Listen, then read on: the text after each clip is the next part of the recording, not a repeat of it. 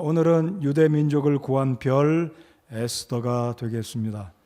6주 전, 6번째 인물, 6주 전이 아니고 한 3주 전, 그렇죠. 오늘이 9번째 인물이니까요. 6번째 인물로 저희들이 구약의 룻을 살펴보았습니다.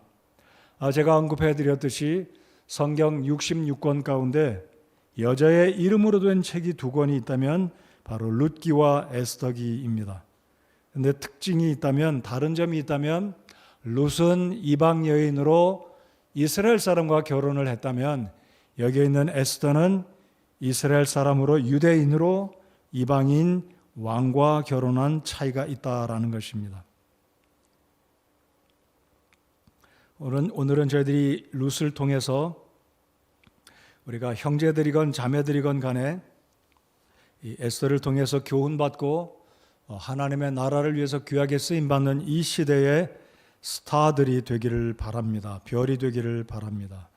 자, 먼저 이 에스더가 어떤 사람인지 잠깐 살펴보겠습니다. 에스더는 말씀드린 것처럼 유대인입니다. 2장으로 한 장 넘어가서 잠깐 보실까요? 2장 7절에 보면 이 에스더가 어떤 사람인지, 어렸을 때 어떤 일을 겪었는지 간략하게 이야기를 합니다. 자, 2장 6절을 제가 읽겠습니다. 6절, 7절. 이 사람이 전에 유다 왕 여고니아와 함께 사로잡혀간 포로들, 곧 바빌론 왕 느부갓네살이 사로잡아간 자들과 더불어 예루살렘에서 사로잡혀 갔더라. 자, 모르드게를 이야기하고 있는 다음에 모르드게의 수양딸 사촌지간입니다. 7절. 그가 자기 삼촌의 딸 하닷사 곧 에스더를 양육하였으니 그녀에게는 아버지나 어머니가 없었더라.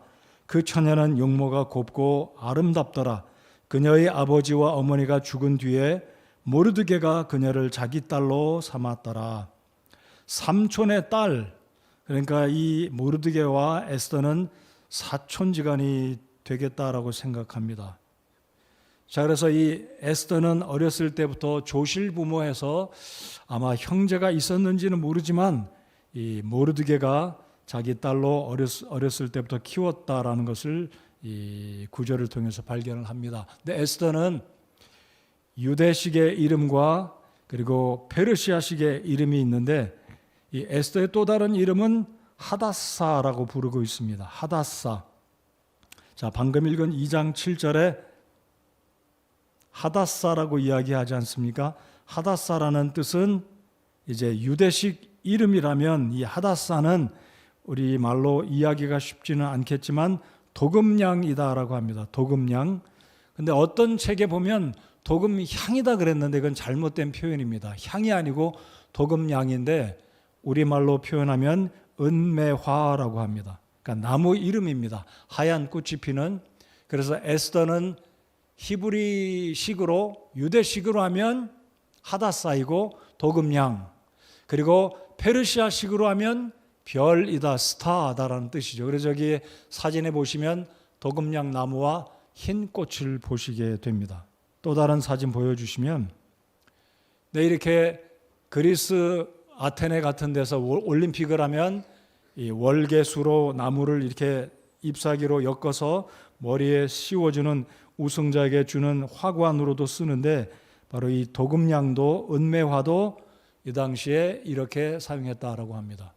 근데 이 도금냥은 방향성 기름을 함유하고 있어서 그래서 사람들이 도금향으로 이렇게 표기를 했는지 모르겠어요. 기름을 짜면 향기로운 기름이 나온다고 합니다. 그래서 이 은매화 또는 이 도금냥은 팔레스타인에서 귀중하게 토산품으로 기름을 짜는, 그리고 향기를 발하는 귀한 나무로 사용이 된다라고 합니다. 또한 이 도금냥은 유대인들에게나 그 당시 사람들에게서 어떤 의미를 가지고 있냐면 이 죽음과 부활을 상징하는 나무로 향기가 있고 흰 꽃이 피니까. 그래서 이 하닷사, 바로 이 에스더는 좋은 뜻을 지닌 이 도금냥의 의미를 지닌 아름다운 여자에게 적합한 이름이 아닌가라고 생각이 됩니다. 자, 그러면 이 하닷사 또는 에스더에 대한 시대적인 배경을 말씀을 드리겠습니다. 방금 읽은 이 2장 6절 7절에 보면 이 에스더가 그의 사촌 오라비겠죠? 사촌 아저씨 모르드게가 포로로 붙들려 갈 때 아마 에스더도 같이 모르드게에 의해서 바빌론으로 가지 않았을까 생각합니다. 6절에 그렇게 이야기하고 있지 않습니까? 여고니아와 함께 사로잡혀간 포로들 곧 바빌론 왕. 그러니까 여고니아는 어찌 보면 이 에스더의 친척, 아버지 뭐 이런 관계가 되겠죠. 그래서 어렸을 때부터 이 에스더는 바빌론에서 태어났거나 자랐다라고 우리가 볼 수 있을 것입니다. 제가 사진을 하나 준비했는데요. 이 당시에 페르시아가 얼마나 컸냐면 초록색 금으로 울타리처럼 굉장히 드넓은 이 지역이 우측으로 치면 이란의 동쪽부터 서쪽으로 가면 그리스의 서쪽까지, 유럽까지, 심지어 마게도니아까지, 빌립보 위쪽에 있는 마게도니아까지, 그리고 남서쪽으로는 이 아프리카의 이집트까지 굉장히 넓은 땅을 페르시아 제국이 다스리게 되었다라는 겁니다. 근데 중앙에 보시면 붉은색 원으로 수사라고 있지 않습니까? 바로 이 수사가 페르시아 제국의 수도였고 왕궁이 있는 수사가 바로 이 지역이다라고 표기가 되겠습니다. 근데 저는 개인적으로 이 수사가 바빌론 제국 때는 우르에서 멀리 떨어지지 않은 곳이다라고 생각합니다. 그래서 저기 우르가 바로 저 위치쯤 되지 않나 생각한다면 우르는 메소포타미아 말 그대로 두 강 사이에 있는 땅으로 아주 비옥하고 문화가 발달되고 경제가 발달된, 그래서 바빌론 제국이 멸망하면서 아마 이 페르시아 제국이 우르를 수도로 삼지 않았을까 이렇게 생각을 해봅니다. 아무튼 이 에스더가 살고 있던 지역은 바로 왕궁이 있던 수사에서 살게 되었는데, 그것은 모르드게가 이 왕궁에 있는 관료로, 지위는 그렇게 높지 않았지만 이 모르드게가 수산궁의 관료로 있었기 때문에 에스더 역시 수산궁에서, 왕궁은 아니지만 이 수도 수산에서 살고 있었다라는 것입니다. 자, 우리 에스더기 1장을 잠깐 열어보시겠습니다. 1장 1절을 다 같이 한번 읽어보시면 이 수산궁이 얼마나 이 페르시아가 얼마나 큰 나라였는지 1절을 다 같이 한번 읽어보시겠습니다. 시작. 이 아하수에로는 인도에서부터 에티오피아에 이르기까지 127지방을 통치한 자더라. 127도입니다. 여러분 다니엘서 6장에 보면 다리오 왕을 소개할 때 다니엘 그 사자굴의 다니엘을 아까워하고 마음 아파했던 그 다리오 왕이 메데바사 제국을 통치할 때 120도라고 이야기하고 하지 않았습니까? 근데 127도이니까 여기서 영어 성경에 보면 프로빈스라고 했는데, 이 프로빈스는 오늘날 우리 한국으로 치면 도격이 아닐까 생각합니다. 그러니까 127개의 도가 있었으니까 여러분 지도에서 보신 것처럼 페르시아 제국이 얼마나 광활하고 큰 나라였습니까? 에티오피아에 이르기까지 이 큰 나라에 페르시아 제국에 이 에스더가 살고 있었고, 이 페르시아 제국에 어떤 발생한 일이 생겨서 결국은 이 에스더가 그 당시에 유대 민족들이 다 죽을 지경에 있게 되는데, 에스더로 말미암아 모르드게로 말미암아 이들이 구출되어서 하나님의 놀라운 역사를 이루는 모습을 에스더기에서 발견하게 된다라는 겁니다. 자, 시기적으로 제가 잠깐 말씀을 드리면, 이제 다리오 다음에 고레스가 이제 페르시아 제국의 지도자로 세움을 입을 때 고레스 칙령을 발표하면서 이 바벨론에 있던 유다인들이 다 예루살렘으로 돌아갑니다. 다 돌아갔는데 이 모르드게나 에스더나 몇몇 사람들은 어떤 이유인지 모르지만 수산궁에 남아 있었다라는 거죠. 자, 그래서 바벨론 포로가 돌아간, 정확하게 말씀드리면 바벨론 포로 70년이 시작된 그 시점부터 에스더가 본문에 나오는 이 사건의 배경은 100년이 지나서다라는 사실입니다. 그러니까 바빌론 포로 돌아간 이후 30년 직후다라는 사실, 고레스 칙령이 선포된 이후로 유대인들이 바빌론 포로를 마치고 예루살렘으로 돌아간 이후 몇 년씩이라고요? 30년이 지난 무렵, 이때에 이제 에스더가 자신의 역할을 감당하는, 오늘 우리가 읽었던 이 말씀 4장의 그 유명한 16절, 내가 죽으면 죽으리다라고 고백한 이 사건이 일어난 시기는 바빌론 포로에서 유대인들이 돌아간 이후 30년가량이 지날 무렵이었다라는 것입니다. 자, 그래서 에스더기의 배경, 지리적인 위치, 시대적인 모습, 이 부분을 살펴보았습니다. 자, 그래서 이제 에스더기의 특징을 잠깐 말씀을 드려보면, 여러분, 이 에스더기의 특징은 예전에 수년 전에 제가 에스더기를 강의할 때 말씀을 드렸는데요, 성경에서 굉장히 독특한 책입니다. 그 독특성이란, 에스더기는 첫 장부터 마지막 장까지 하나님의 이름 세 글자 또는 주님이라는 주, 아도나이 이런 글자가 단 한 번도 등장하지 않는다라는 거죠. 여러분, 좀 굉장히 독특하죠. 이상하게 생각이 되시죠? 아니, 성경에 하나님의 이름이 안 나온다. 이해가 잘 안 되시죠? 에스더기에는 하나님의 이름이 한 번도 나오지 않습니다. 그렇지만 마치 저는 이렇게 묵상을 해보았어요. 어떤 드라마나 영화의 각본이, 시나리오가 작성이 되지만 감독이 뒤에서 그리고 연출을 다 할 때 무대 위에는 감독은 사실상 드라마가 이렇게 영화가 화면에 나올 때 각 감독이나 연출자는 안 나오지만 모든 것을 다 감독하고 시나리오를 쓰고 모든 과정들을 맡아서 책임진 것처럼 이 에스더기의 책임을 지고 계시고 뒤에서 역사하신 분은 누구시라고요? 바로 하나님이십니다. 그러니까 우리의 삶에 있어서도 때때로 하나님이 안 계시는 것 같지만 하나님이 역사하신다라는 것을 이 에스더기를 통해 우리가 기억하면 좋겠습니다. 자, 이제 에스더기의 이 특징 부분을 말씀을 간략하게 드렸고요. 자, 이제 2장 5, 6절에 잠깐 저희들이 읽었던 것처럼 이 모르드게가 언제 바빌론으로 포로로 잡혀왔고 이 에스더의 아버지 어머니가 죽어서 이 모르드게가 이 에스더를 자신의 수양딸로 키웠다는 사실을 말씀을 드렸습니다. 자, 그런데 이제 3장을 잠깐 보시면, 자, 에스더기 3장을 열어보시면 이 일들 뒤에 아하수에로 왕이 아각 사람 함무다다의 아들 하만을 높이고 그를 승진시켜 그의 자리를 자기와 함께한 모든 통치자들의 자리보다 위에 두니라.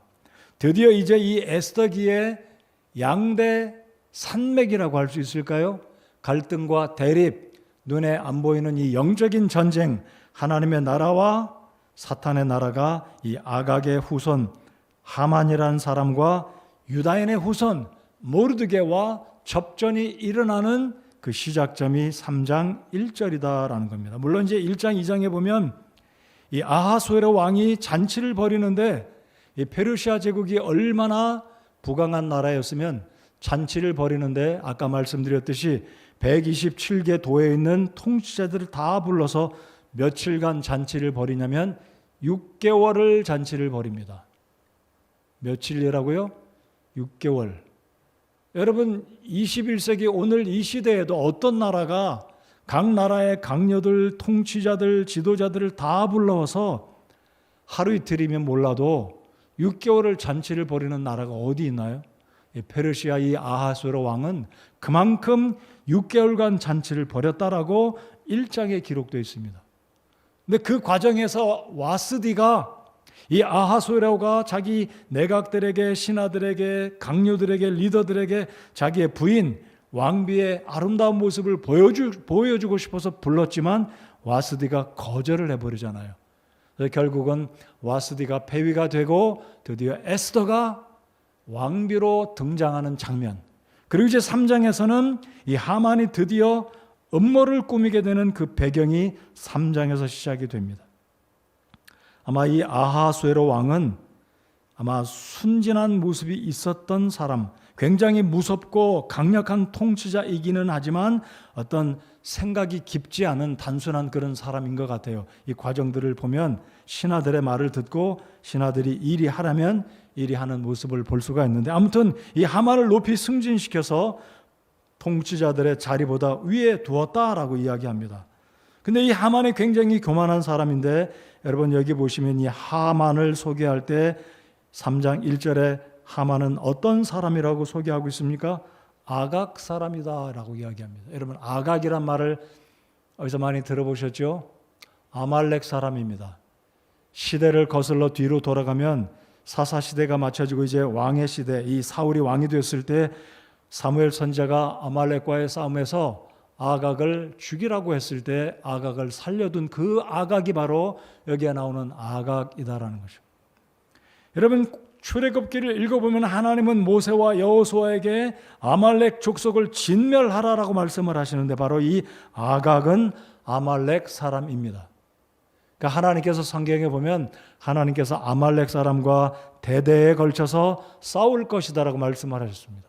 그러니까 하나님은 이 아말렉 족속을 특별히 미워하시는 아주 특별한 족속이었는데, 그 이유는 이 아말렉 족속은 우상을 아주 강력하게 섬겼던 족속이라서 하나님이 이 아말렉 족속을 특별히 미워하셨고, 여호수아와 모세와 이스라엘 백성들에게 아말렉 족속은 끝까지 진멸하라고 특별한 명령을 하셨다는 거죠. 근데 여러분 알고 계시겠지만 이 아말렉 족속은 누구의 후손인지 여러분 혹시 알고 계신가요? 이걸 생각하면 굉장히 의미가 있고 그 속에 영적인 교훈이 들어있다는 것을 우리가 살같이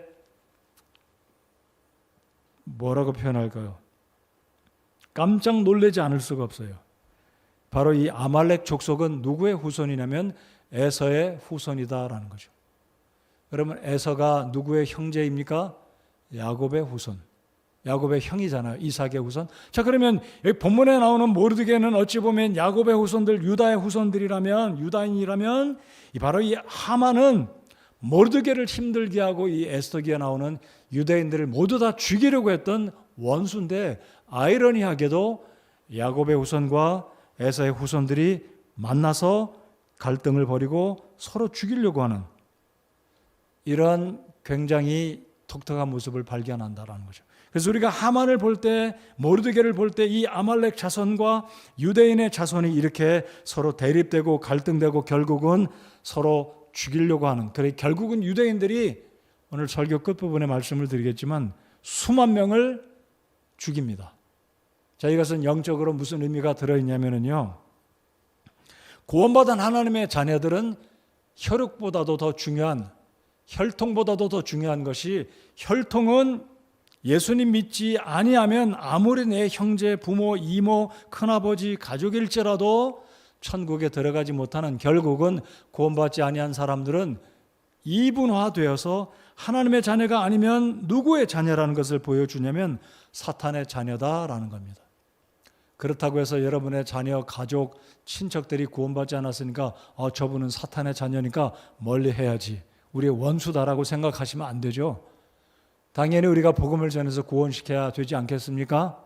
자, 아무튼 본문이 보여주는 것은 그렇다는 거죠. 영적인 측면에서 바로 이 하만과 모르드게 이 후손들이 결국은 갈등과 대립에 있었다는 거죠. 그래서 3장 2절을 이하에 보면 이 하만이 너무나 교만해져 가지고 왕궁을 출입할 때 다른 신하들이, 부하들이 다 이 하만에게 머리를 굽히고 절을 하는데 모르드게만큼은 절을 하지 않으니까 저 사람이 누구냐 묻고 저 사람이 유대인이요 라고 말을 듣자 이 하만이 드디어 작심을 하고 나쁜 계획을 세우고 모든 유대인들을 죽이기로 계략을 세워갑니다.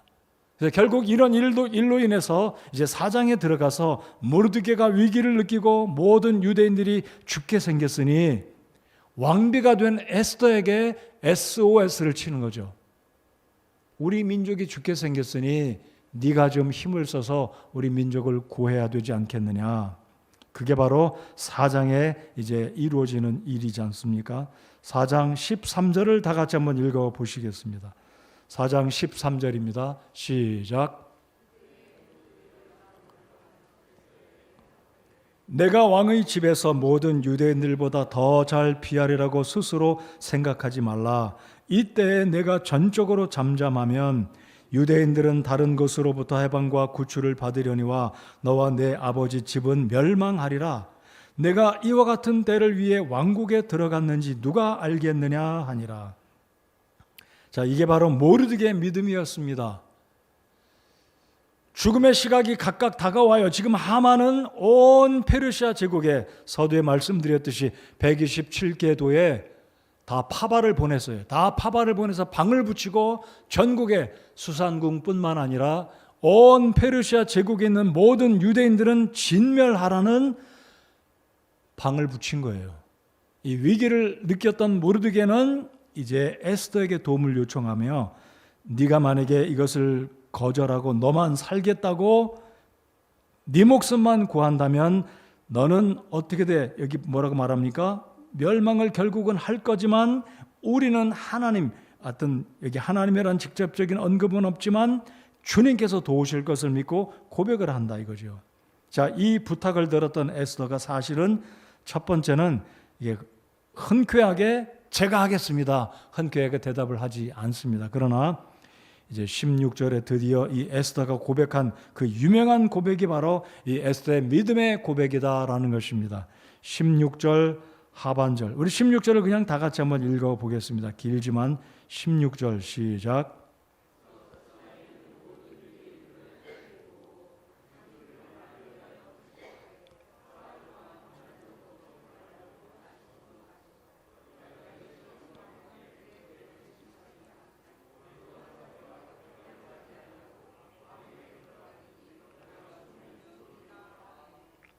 내가 죽으면 죽으리다 하며 내가 죽으면 죽으리다. 각오를 한 거죠. 나를 위해서 3일간 금식하시오. 부탁한다라고 말하지 않았어요. 부탁한 게 아니고 금식하시오. 나도 금식하고 여기에 중요한 것을 제가 보니까요. 내가 법대로 하지 아니하고 이 부분 한번 여러분 펜이 있으시면 여러분 원하시면 거기다 밑줄을 쳐 보시기 바랍니다. 법대로 아니하고 이게 에스더의 굉장히 강력한 믿음의 고백입니다. 법대로 하지 않겠다. 이게 무슨 의미인지 여러분 알고 계실 겁니다. 이 당시에 법은 이 페르시아 제국이나 바빌론 제국이나 메데바사 제국이나 고대 근동은 암살자들이 너무 많았어요. 왕의 측근에서 때로는 왕의 신하들이 마시는 음료에 독을 타서 죽이기도 하고 아버지가 아들이 아버지를 여러분 열왕기 상하를 보면 이 시리아로 도망을 갔던 시리아 왕의 아들들이 결국은 이스라엘을 치러 왔다 도망간 다음에 자기 아버지를 죽이잖아요. 그러니까 이 고대 근동에는 이 왕들이 시해를 당하는데 측근에 의해서 죽임을 당합니다.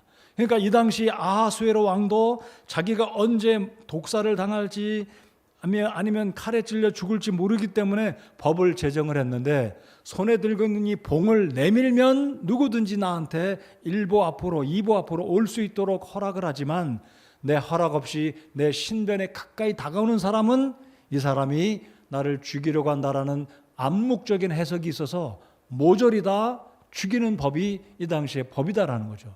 자, 그러니까 에스더가 이런 걸 알기 때문에 법대로 하지 않겠다 이 의미는 비록 내 남편이 아하수에로 왕이지만 남편과 아내 사이지만 5장 2절을 한번 보시겠습니다.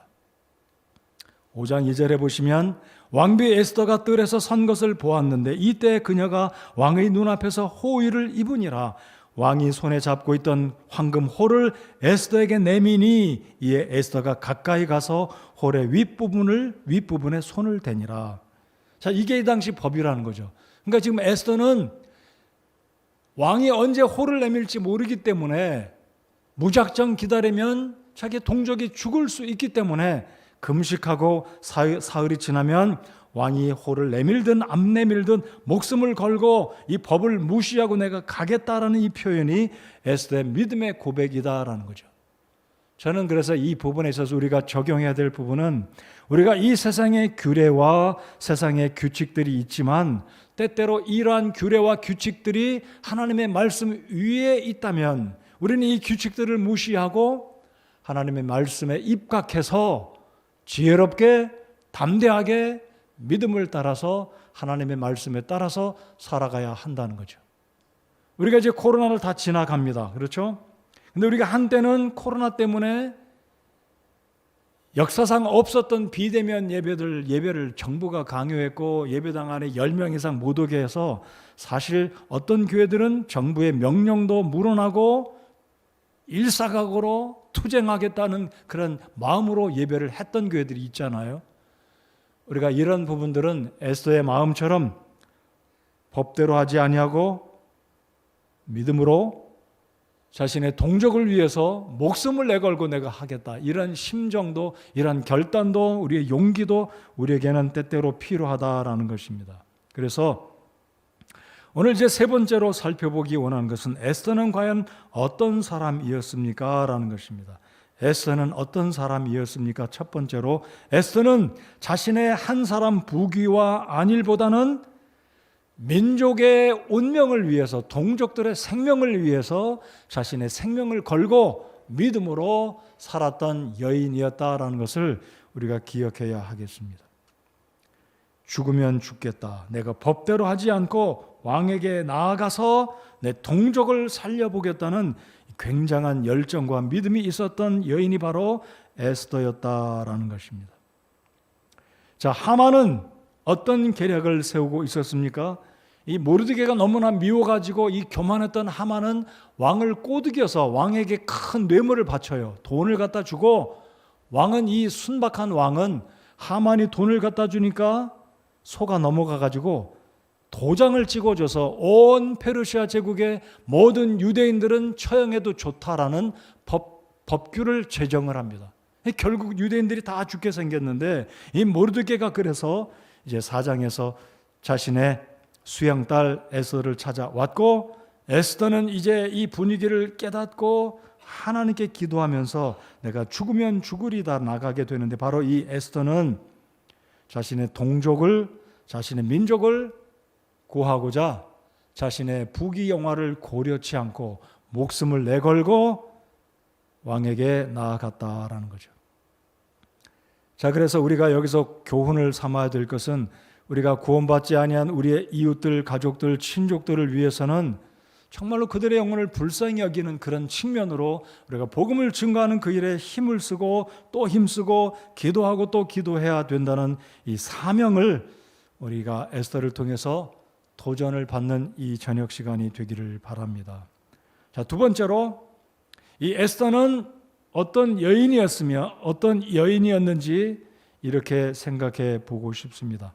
자신의 감정에 얽매이지 않고 하나님의 때와 일하실 시간을 기다리는 매우 신중하고 지혜로운 여인이었다라는 겁니다. 여러분, 우리가 어떤 때는 감정에 치우쳐서 일을 서두르고 감정에 치우쳐서 분노하고 조리 없이 어리석게 일을 행할 때가 있습니다. 자, 5장을 한번 보시겠습니다. 드디어 이 에스더가 3일간 금식을 했지 않습니까? 모르드게와 모든 수산궁에 있는 유대인들이 다 마음으로 한 마음으로 기도를 했습니다. 그리고 에스더가 드디어 목숨을 내걸고 자신의 남편 아하수에로 앞으로 나아갑니다. 그게 이제 5장이잖아요. 근데 이 에스더가 뜰에 선 것을 보았을 때 왕은 측은지심이 생겨서 에스더를 향해 호를 내밉니다. 그러자 에스더가 왕의 호를 내미는 것을 보고 호를 붙들고 드디어 왕에게 갑니다. 자, 5장 3절을 다 같이 읽어보겠습니다. 3절 시작. 그때 왕이 그녀에게 이르되 왕비 에스더여, 그대의 소원이 무엇이냐, 또 그대의 요구가 무엇이냐, 왕국의 절반이라도 그에게 주겠노라 하매. 자, 기회가 드디어 온 거예요. 여러분, 이 아하수에로 왕이 굉장히 마음이 넓은 사람인 것도 같아요. 나라의 절반을 구하면 내가 다 주겠다. 비슷한 이야기 들어보셨죠? 신약의 침례 요한의 머리를 뱉던 헤롯도 유사한 표현을 하지 않습니까? 아마 이게 감정에 치우쳐서 그냥 즉흥적으로 말한 것인지 모르지만 어쨌든 에스더에게는 호기가 온 거예요. 절호의 기회가 온 겁니다. 근데 에스더가 야, 드디어 내 기도가 응답됐나 보다 하고 자기 남편에게 저 하만을 목을 쳐주십시오. 이게 아니었어요.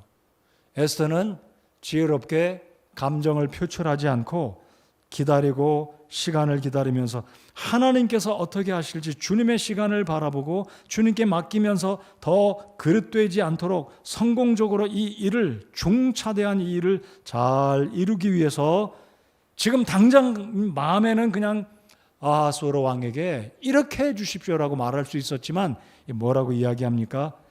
시간을 더 달라고 합니다. 이제 7절에 보시면 그때 에스더가 응답하여 말하되 나의 청원과 나의 요구가 이러하니이다. 자, 8절 이하에 보면 이제 하만을 위해서 특별히 잔치를 준비하고 그때 하만을 불러서 이제 자신의 소원을 이야기하려고 이 자리에서 지금 당장 자신의 소원을 이야기하지 않는다라는 겁니다.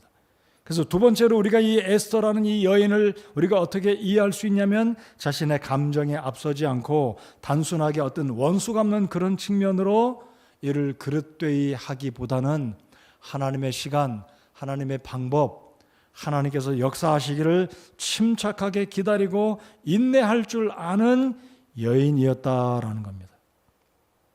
그래서 이 에스더가 기다리고 때가 되었을 때 드디어 이제 연회를 준비하고 하만을 부르게 되는 장면이 이제 6장 이하에 나오게 됩니다. 그런데 오늘 제가 에스더 강해를 이전에 할 때도 말씀을 드렸지만 6장에 보면 하만이 특별한 잔치에 초청을 받기 전에 하나님께서 역사를 이루시는데 그 역사가 6장에 기록되어 있습니다. 이 아하스웨로 왕으로 하여금 잠에서 깨어나게 만들고 맑은 정신으로 6장 1절에 보면 역대기의 책을, 역사 기록을 책을 읽게 되는데 놀라운 사실을 발견하게 됩니다. 그렇죠? 자, 그 부분은 제가 생략하고 지나가겠습니다. 자, 7장을 보시면 7장 1절을 보시겠습니다. 하루가 지났습니다. 이처럼 왕과 하만이 왕비 에스더와 함께 잔치에 가니라. 하만이 신이 난 거예요. 다른 신하들은 초청을 받지 않았는데 유독이 나만 초청받았다. 그것도 왕비와 왕이 있는 왕을 독대하는 잔치에 참여를 이제 초청을 받았다 해서 이 하만이 아주 신이 나가지고 잔치에 가게 됩니다. 자, 그런데 또 아하스웨로가 왕비에게 또 묻습니다. 2절을 보실까요? 왕이 둘째 날 포도주 잔치에서 다시 에스더에게 이르되 왕비 에스더여 그대의 청원이 무엇이냐 그대에게 허락하겠노라. 그대의 요구가 무엇이냐 왕국의 절반이라도 시행하겠노라 하니 3절 그때 왕비 에스더가 응답하여 이르되 오 왕이여 내가 만일 왕의 눈앞에서 호의를 입었고 또 왕이 기쁘게 여기시거든 내 청원대로 내 생명을 내게 주시고 내 요구대로 내 백성을 내게 주소서. 4절 다 같이 읽겠습니다. 시작.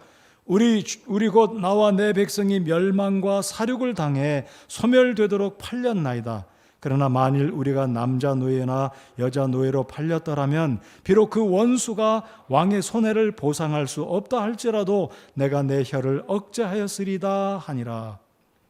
자, 지금 에스더는 얼마나 논리적으로 차분하게 침착하게 감정을 드러내지 않고 핵심 포인트만 정확하게 이야기를 합니까? 또 무엇인가요? 에스더는 말하기를 여보 저 사우디아라비아산 진주를 구해다 주시오. 저 북아프리카에 있는 황금을 갖다 주시오. 저 실론 섬에 있는 실론 한국말로 뭐라 그러나요? 인도 옆에 있는 섬나라 보물이 거기 보석이 많이 나잖아요. 여러분 여자가 얼마나 보석에 마음이 많이 가겠어요.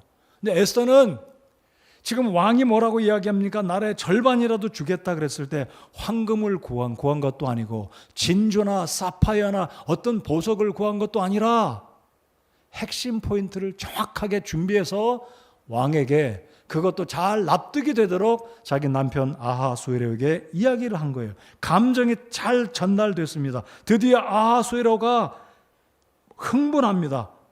아니, 자 6절 같이 한번 읽어보실까요? 시작. 이에 아하수에로 왕이 왕비 에스더에게 응답하여 이르되 감히 마음속으로 이와 같이 하려고 한 자가 누구며 그가 어디 있느냐 하니, 제가 차분하게 읽었지만 아마 이럴 거예요. 뭐라고? 아니 어떤 녀석이 굉장히 지금 흥분하면서 얼굴이 불그락불그락 하면서 흥분한 거예요. 막 손은 주먹을 지금 막 쥐었다 폈다 할 거예요. 자, 에스더가 이렇게 이야기합니다. 정곡을 찌릅니다. 에스더가 이르되 그 대적과 원수는 이 악한 하만입니다. 아마 제가 눈으로 보지는 않았지만 손가락을 바로 이 하만입니다. 아마 에스더 앞에 앉았는지 아하수에로 정면 앞에 앉았는지 모르지만 정면으로 하만을 가리킬 때 하만은 끈떨어진 연이었고 추풍낙엽이었을 겁니다. 죽은 목숨이죠. 자, 그러니까 이 에스더는 감정을 추스릴 수 있는 인내의 마음도 있었고 지혜도 있었을 뿐만 아니라 돈과 부귀 영화에 욕심을 둔 것이 아니라 자신의 동족들의 생명을 위한 소원을 품고 있었다라는 사실입니다.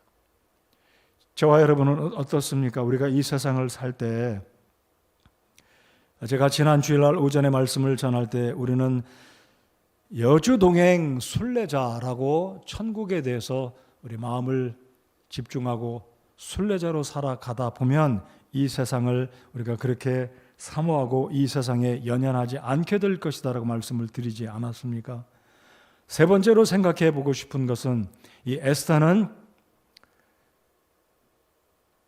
자신의 감정을 추스리고 지혜롭게 대답했을 뿐만 아니라 할 말, 안 할 말을 잘 조절할 수 있는, 그리고 나아가서 용기 있는 사람이었다라는 거예요. 자, 여러분 이 에스더기 1장 2장을 읽으면 모르드게가 무엇을 주문하냐면, 에스더야, 지금 이 나라가 왕비를 간택하니까 너는 유대인이라고 말하지 말아라. 네 신분을 일부러 속일 필요는 없지만 일부러 네가 유대인이라고 말을 하지 말라는 이야기를 합니다. 그때 에스더는 자신의 그 아버지, 수양 아버지 모르드게 말에 따라 유대인이란 말을 안 합니다. 근데 오늘 본문에 보면 7장에 보면 드디어 에스더가 자신의 신분을 이야기합니다. 4절 보십시오. 나와 내 백성이 멸망과 사륙을 당해. 내 백성이 죽게 생겼다는 거예요. 그 백성이 누굽니까? 유대인이라는 거예요. 그러니까 드디어 에스더는 자신의 신분을 이야기합니다. 두려워하지 않아요. 아니 아하수에로가, 아니 당신이 여태까지 유대인이었어? 아마 아하수에로가 에스더가 유대인이었다는 것을 진작에 알았다면 어떻게 됐을지도 모르겠어요.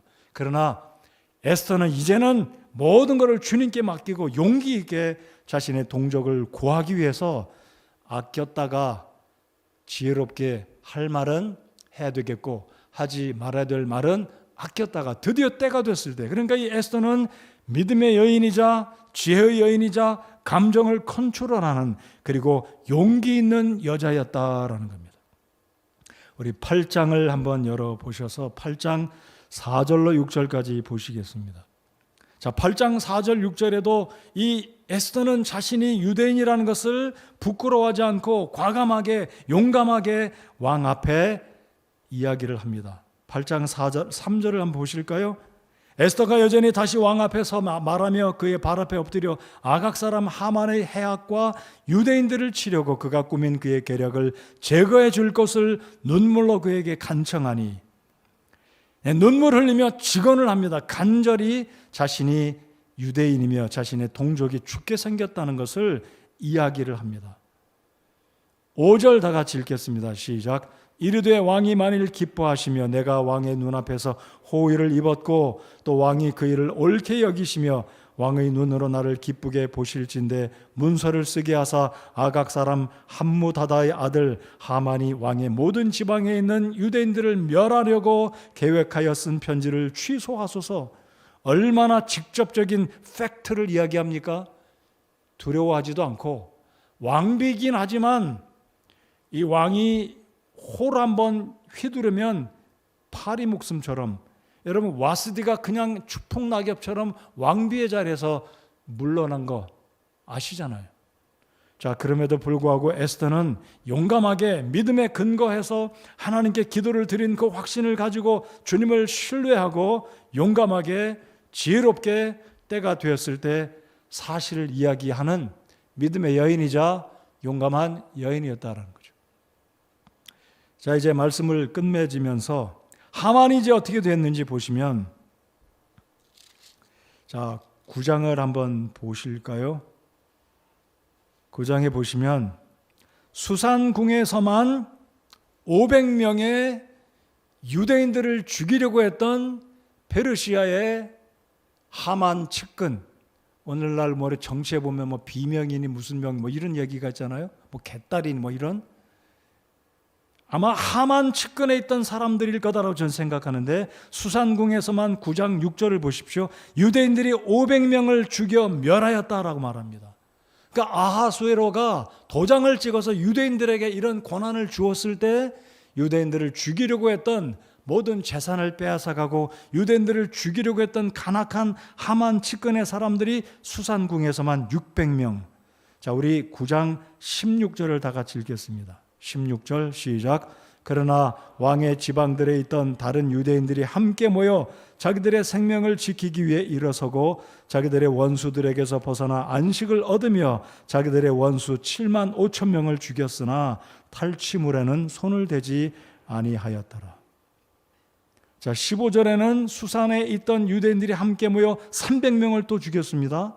그 다음에 16절에는 7만 5천 명. 7만 5천 명 적지 않은 숫자잖아요. 이렇게 많은 유대인들을 죽이려고 했던 사람들이 오히려 이제는 다 진멸을 당한 겁니다. 그리고 하만은 자기 집안에 달아 이 모르드게를 달아두려고 50규빗이나 되는, 50규빗은 대략 22m입니다. 굉장히 높잖아요. 거기에 하만과 10아들이 나란히 달려 죽은 거예요. 여러분 상상이 가십니까? 하만의 집이 뜰이 얼마나 크면 10아들이 나란히 달린 거예요. 나무에 달려 죽은 거예요. 그가 얼마나 이게 놀랍습니까? 우리 하나님이 역전을 일으켜 주시는, 반전을 일으켜 주시고, 그래서 드디어 9장에 가면 불임절을 지키게 되는데, 이 모든 유대인들이 죽을 뻔했다가 살아나는 반전의 역사가 있어서 유대인들은 대적들을 죽일 뿐만 아니라 축제를 보내게 되는데, 그게 26절 이하입니다. 불임절. 그래서 오늘 이 시대에도 예루살렘에 가면 이 불임절을 똑같은 날 이들이 불임절을 지키고 에스더서를 전부 다 읽는다고 합니다. 맛있는 음식 먹고 에스더를 읽고 그들의 선조 에스더가 자신들의 동족이 멸문지화를 당했을 그 위기에서 구한 이 사실을 모르드게와 에스더를 기억하며 불임절을 지킨다라고 합니다. 사진을 한 장 올려주시기 바랍니다. 누군지 다 아시죠? 이 AI가 이제 굉장히 기술이 좋아가지고 흑백 사진, 유관순 열사의 사진을 오늘 3.1절을 기념해서 15명인가의 이 선국 지사들의 흑백 사진을 다 컬러로 만들었대요. 제가 이 사진을 올려두었습니다. 유관순 열사가 1902년에 태어났고 1920년에 돌아가셨습니다. 몇 살 때 돌아가신 건가요? 네? 18 꽃다운 나이 아닌가요? 그렇죠? 저는 이 사진을 볼 때 가슴이 참 뭉클했고 코가 시큰해졌습니다.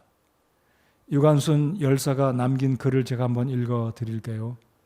내 손과 다리가 부러져도 그 고통은 이길 수 있사오나 나라를 잃어버린 그 고통만은 견딜 수가 없습니다. 나라에 바칠 목숨이 오직 하나밖에 없는 것만이 이 소녀의 유일한 슬픔입니다. 제가 감정을 컨트롤하려고 힘을 쓰고 있어요. 유대 나라에는 에스더가 있었다면 우리나라에는 이와 같은 귀한 크리스찬 선교사에게 복음을 듣고 믿음을 지녔던 유관순 열사가 있었기에 오늘 우리가 이렇게 이 나라에서 살 수 있음을 하나님께 정말 감사를 드립니다. 오늘 말씀을 마무리 지면서 에스더는 하닷사 아름다운 향기를 바라는 꽃처럼, 그리고 페르시아 이름으로는 뭐라고요? 별이었습니다. 여러분, 우리가 이 에스더를 볼 때 우리가 꼭 잊지 말아야 될 큰 그림이 있어요. 이 큰 그림은 모르드게의 후손들과 모르드게의 동족과 하만, 아말렉 족속, 아각의 후손과의 이 갈등과 대립, 이 싸움은 무엇이냐면요, 유대 동족을 진멸하려는 이 사탄의 계획은 먼 훗날 메시아의 이 유대 후손을 통해 유대 지파 후손으로 오실 메시아 예수 그리스도의 그 후손들을 모두 진멸하려는 것이 사탄의 계략이었다라는 거죠. 그러나 하나님은 에스더를 통해 유대인들을 보존하시고 이들이 목숨을 건진 이후에 바빌론에서 페르시아에서 예루살렘으로 돌아갔는지는 모르지만 이 에스더기에서 등장하는 유대인들의 진멸의 위기 가운데서 하나님은 메시아의 초상이 되는 이 유대인들의 생명을 지키시고 보존해 주셨다는 것은 구속사적인 측면에서 우리 하나님은 구속의 역사를 계속해서 이루어 가시려고 유대인들을 보존하시고 그 무대에서 그 중심에 이 모르드게와 바로 이 에스더를 통해서 하나님이 큰 역사를 이루어 주셨다라는 것입니다. 오늘 이 시대의 영적인 싸움은 동일합니다. 두 그룹밖에 없어요. 구원받은 하나님의 백성들과 구원받지 아니한 사탄의 자손들. 이 세계는 소련과 여기에 러시아와 우크라이나와 싸움, 중국과 미국의 갈등, 북한과 한국의 갈등, 일본, 한국이 핵을 지금 보유하고 우리를 힘들게 하는 북한과의 싸움, 이게 아닙니다. 정확한 이 시대의 싸움은 사탄의 후손들, 사탄의 자녀들과 하나님의 자녀들과의 싸움, 두 가지 싸움밖에 없다는 것을 꼭 기억하시기 바랍니다. 그래서 우리는 이 에스더처럼 하나님 나라의 별이 되어서 영혼들을 구원하는 이 일에 에스더처럼 호의호식을 구하고 보석을 구하고 명예를 구하고 칭찬을 구한 것이 아니라 자신의 동족의 생명을 구하고자 목숨을 두려워하지 않고 내가 죽으면 죽으리다라고 나아갔던 이 에스더의 믿음을 우리가 본받고 이 과정 속에서 우리 하나님은 구속의 역사를 이루시기 위해서 당신의 백성을 보존하셨다라는 구속사적인 측면에서 에스더기를 이해하고 에스더기를 통해 도전을 받는 저와 여러분 모두가 되기를 바랍니다. 우리 하나님 말씀을 한 구절 펴서 읽고 기도하시겠습니다. 다니엘서 12장 3절을 펴서 읽겠습니다. 다니엘서 12장 3절입니다. 참고로 다니엘은 에스더가 살았던 약 80년 이후의 인물입니다. 여전히 페르시아 제국에 다니엘은 페르시아 이 제국에 남아 있으면서 주님께 쓰임받은 귀한 인물 아닙니까? 12장 3절 다 같이 읽겠습니다. 다 찾으셨나요? 1080페이지가 되겠습니다. 12장 3절 다 같이 읽겠습니다. 시작. 지혜로운 자들은 궁창의 광채같이 빛나고 많은 사람을 의로 돌아서게 하는 자들은 별들과 같이 영원 무궁토록 빛나리라.